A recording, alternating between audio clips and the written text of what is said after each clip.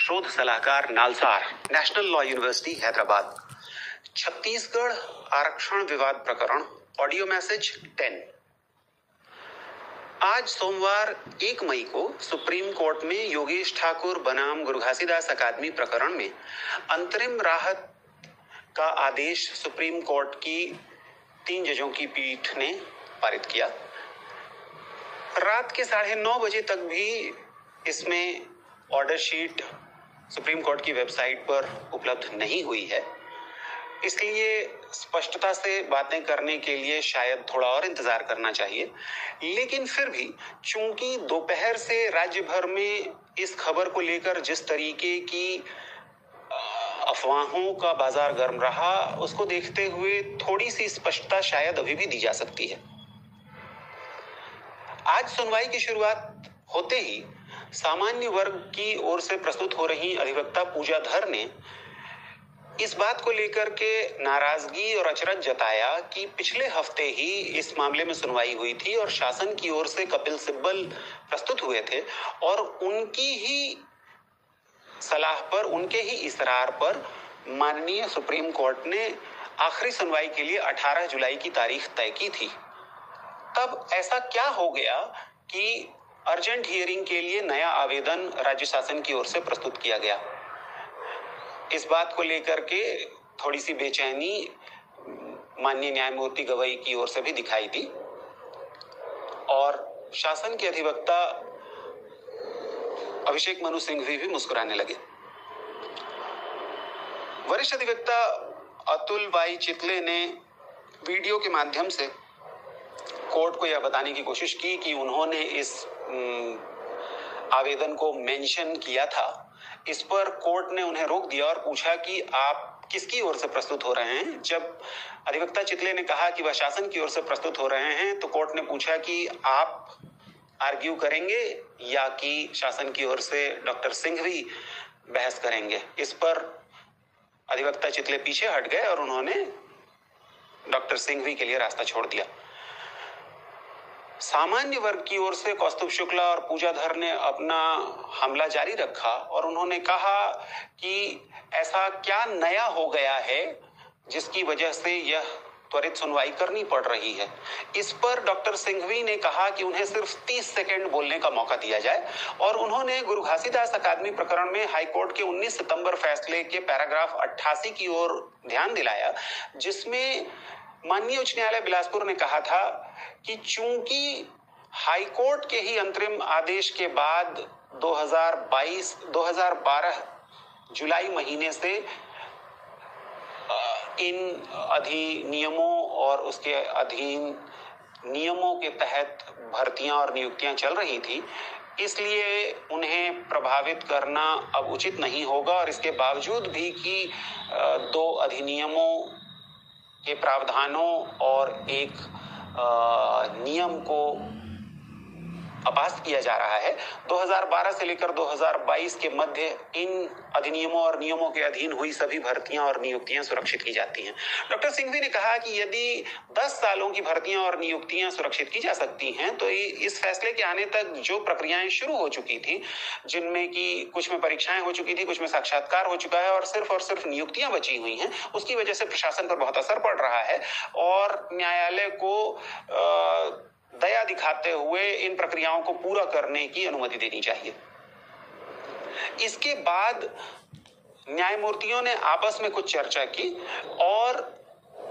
यह अंतरिम राहत दी गई कि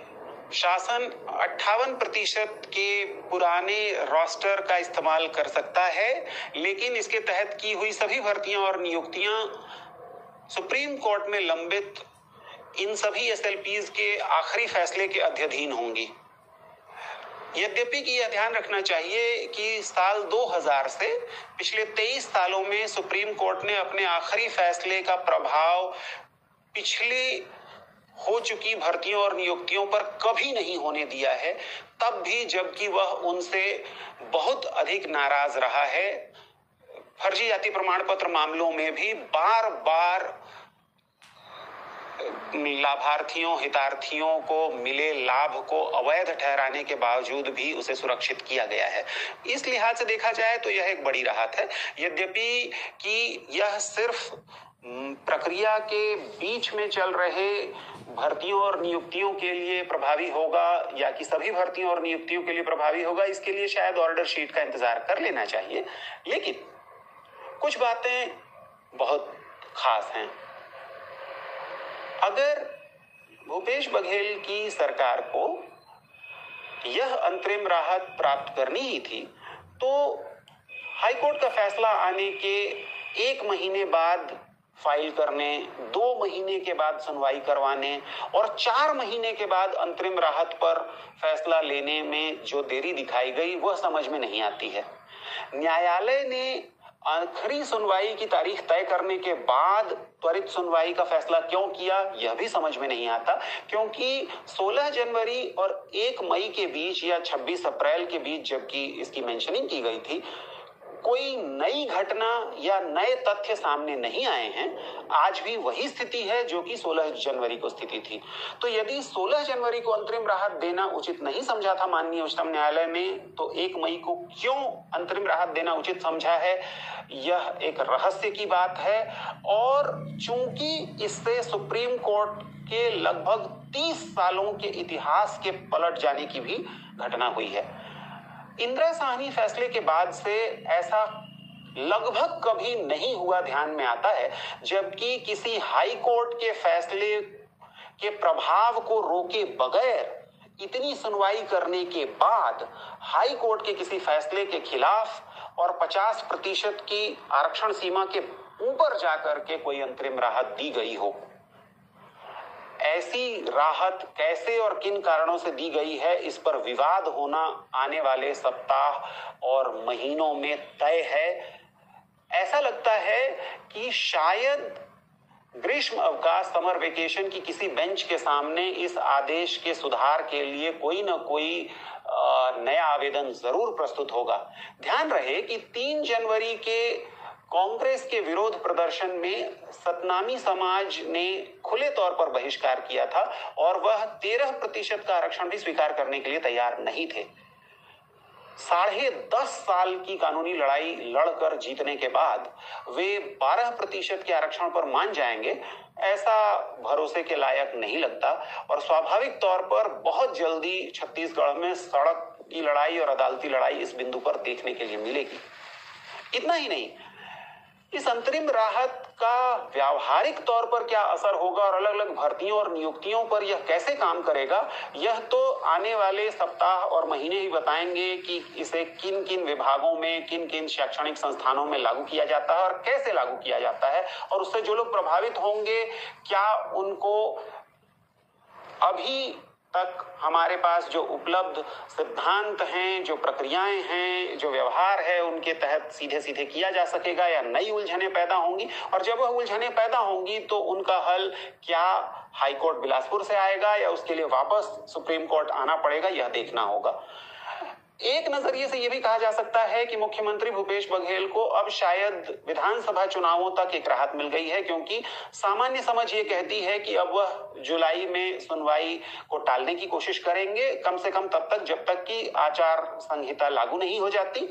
और इससे वह आरक्षण की उलझन से बचना चाहेंगे। लेकिन स्वाभाविक तौर पर यदि अन्य पिछड़ा वर्ग को उन्होंने 27% आरक्षण का सपना दिखाया और उसके लिए उन्माद फैलाया और उसकी वजह से 7 महीने तक मामले को उलझा कर रखा,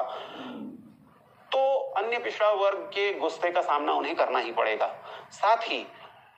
आदिवासी वर्ग को 110 MBBS सीटों का जो नुकसान 2022 में हुआ है, इसके साथ ही सब इंस्पेक्टर की भर्ती में, डेप्यूटी रेंजर की भर्ती में, ऐसी कई भर्तियों में और नियुक्तियों में जनजाति वर्ग का जो नुकसान हुआ है, जनजाति वर्ग भूपेश बघेल से और उनके आदिवासी जनप्रतिनिधियों से ये सवाल जरूर करेगा कि यदि यह अंतरिम राहत लेनी ही थी तो 7.5 महीनों तक आदिवासी समाज का अपमान और उन्हें नुकसान आखिर क्यों कराया गया। स्वाभाविक तौर पर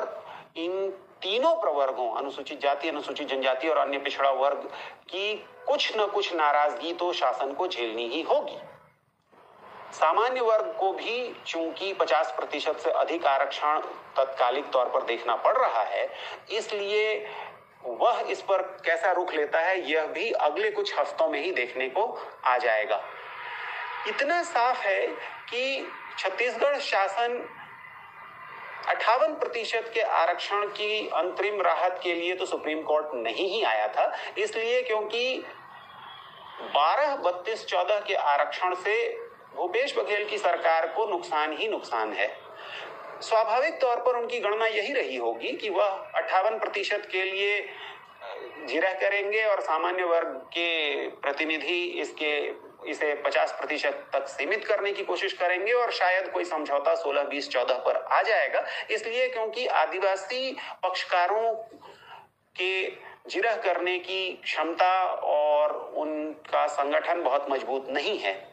ऐसा मानना ही पड़ेगा कि 21 अप्रैल को छत्तीसगढ़ शासन की ओर से आखिरी सुनवाई को 3 महीने टालने की जो आलोचना निजी तौर पर मैंने अपने ऑडियो मैसेज के माध्यम से की थी, शायद उसी की वजह से सरकार मजबूर हुई और 3-4 दिन के भीतर ही वह वापस सुप्रीम कोर्ट आ गई और उसने त्वरित सुनवाई का निवेदन किया, क्योंकि ये वही सरकार है जो कि हाईकोर्ट के फैसले के बाद एसएलपी फाइल करने में 1 महीने से ज्यादा का जिसने समय ले लिया था। 19 सितंबर की हाई कोर्ट में फैसला आने के बाद उन्होंने एसएलपी 21 अक्टूबर को फाइल की थी। पहली सुनवाई 18 नवंबर को हुई थी। 16 दिसंबर को जब अंतरिम राहत के लिए त्वरित सुनवाई कराने की कोशिश योगेश ठाकुर के द्वारा की गई थी, तब छत्तीसगढ़ शासन के अधिवक्ता डॉक्टर सिंघवी ने अतिरिक्त समय मांग लिया था और 16 जनवरी को लंबी चर्चा के बाद भी शासन अपना पक्ष ठीक से नहीं रख सका था, वह कामयाब नहीं हुआ था और न्यायमूर्ति बीआर गवई की अध्यक्षता वाली खंडपीठ ने अंतरिम राहत देने से इनकार कर दिया था। इतना लचर काम जिस शासन प्रशासन का रहा है, उसने आज जो अंतरिम राहत प्राप्त की है उसका व्यवहारिक पहलू क्या होगा और उससे उसे किन किन प्रवर्गों को क्या क्या जवाब देने होंगे, यह तो देखना ही होगा। फिलहाल जनजाति वर्ग के लिए एक अच्छी खबर है कि अब उनको लगातार अपमानित नहीं किया जा सकेगा और न केवल फिलहाल उन्हें 32% आरक्षण मिल जाएगा, बल्कि जब भी कभी यह हटेगा तो एक नया प्रावधान बनाने के लिए छत्तीसगढ़ शासन मजबूर होगा और उस प्रावधान में कम से कम अनुसूचित जनजाति वर्ग को, आदिवासी वर्ग को 20% आरक्षण का अपमान तो नहीं ही सहना पड़ेगा। जनजाति समाज के सामाजिक संगठन के पदाधिकारी और आदिवासी जनप्रतिनिधि जिस तरीके से चुप्पी साधे हुए थे, जैसे उन्होंने आदिवासी समाज के अपमान को चुपचाप बर्दाश्त किया और आदिवासी समाज की आवाज को दबाने की कोशिश की, ये बात याद रखी जाएगी। और सिर्फ योगेश ठाकुर, विद्या सिदार जैसे पक्षकारों की जागरूकता की वजह से, लगातार जो आवाज हमने बुलंद की उसकी वजह से सरकार को मजबूर होना पड़ा त्वरित सुनवाई के लिए आने पर, और उनकी जो साजिश रही थी कि किसी तरीके से 16, 20, 14 का रोस्टर लागू करवा लिया जाए जिससे कि उनको राजनीतिक लाभ होता, वह नहीं हो पाया। अगले आने वाले दिनों में, हफ्तों में क्या होगा ये देखना होगा। फिलहाल के लिए जनजातियों के लिए अच्छी खबर है। प्रशासनिक तौर पर इससे कितनी सुविधा आएगी या नहीं आएगी, इसके लिए कल तक ऑर्डर शीट का इंतजार कर लेते हैं और अगले कुछ दिनों और हफ्तों में देखेंगे कि इससे इस अंतरिम आदेश के अनुपालन में किस किस तरीके की व्यावहारिक दिक्कतें आती हैं।